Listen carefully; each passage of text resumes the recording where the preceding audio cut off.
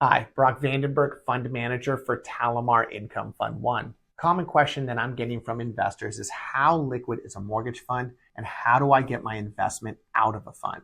So I wanted to spend a moment explaining what creates liquidity in a mortgage fund and what to realistically expect when it comes to liquidity. I'm going to start by saying every mortgage fund is created slightly different. So I'll use our mortgage fund as an example for this explanation. Now, a mortgage fund is typically only as liquid as the funds it holds on its balance sheet. If an investor submits a withdrawal request, commonly referred to as a redemption request, the fund manager will pull funds from the operating account to process the redemption. The problem with this, however, is that holding cash on the balance sheet doesn't earn income for the fund because those funds aren't invested in a mortgage. This is called cash drag, and fund managers attempt to minimize cash drag so that they can maximize investor return. In fact, I start every morning and end every day reviewing our cash drag. Things that can impact the liquidity of a fund include loans that have recently paid off or that have recently funded,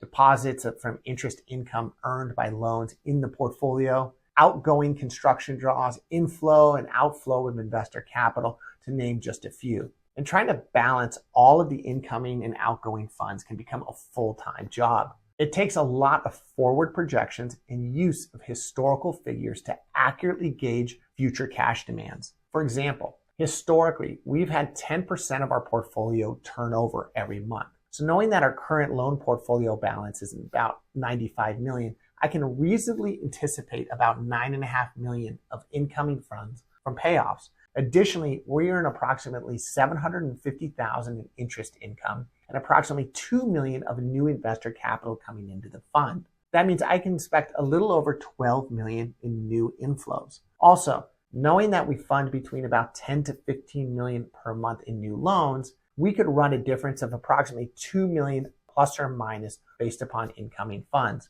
And remember, these are all approximations. I've had some months that we only fund $5 million in new loan volume and other months that we fund $20 million. Same goes with payoffs, new investor capital, and investor redemptions.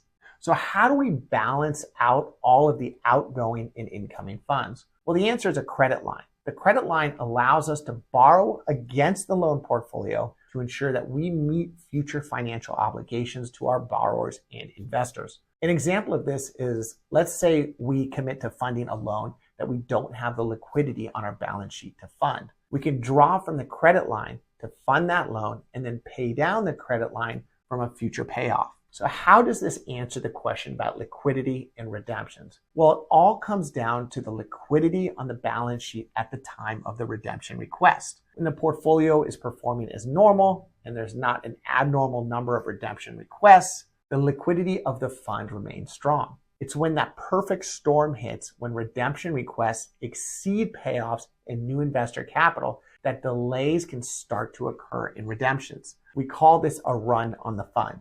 So how does a fund manage through a run? Well, there are two ways. First, the fund manager can lock up the fund to new redemptions until such time as there's enough liquidity to fund current and future obligations. The second is to start creating liquidity by selling loans. Now, neither are a great option because locking up the fund can create a panic amongst the investors. And while selling loans is not a great option because there really isn't a huge market to buy these loans, especially if the general economy is weakening or the real estate market is slowing.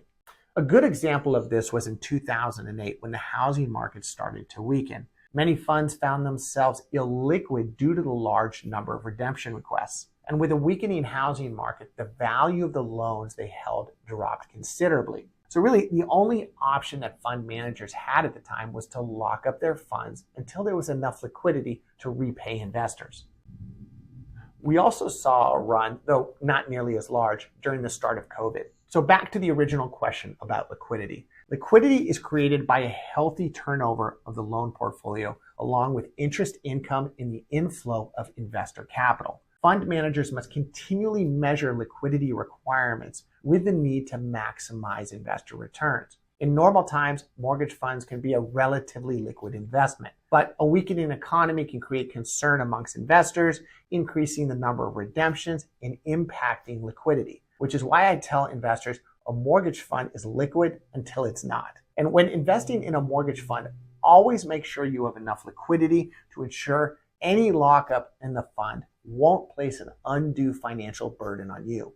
Thanks for taking a moment to listen to this video. If you felt the video was helpful, please give it a like and remember to subscribe to our channel for other helpful information about investing in mortgage funds, trust deeds, and other similar types of investments. Thank you.